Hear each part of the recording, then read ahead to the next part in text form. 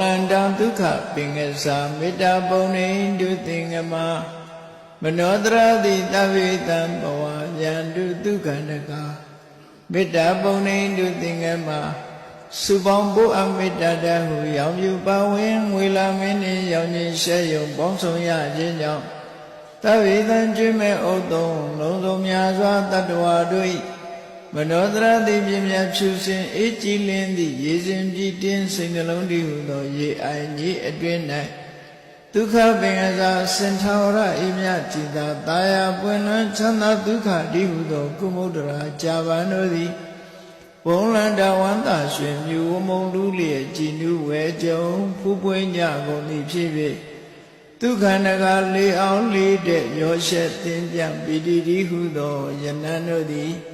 ဘဝယံတုကောင်းစွာမဲ့သွေကြိုင်လိုက်၍နေကြပါစေကုန်သတည်း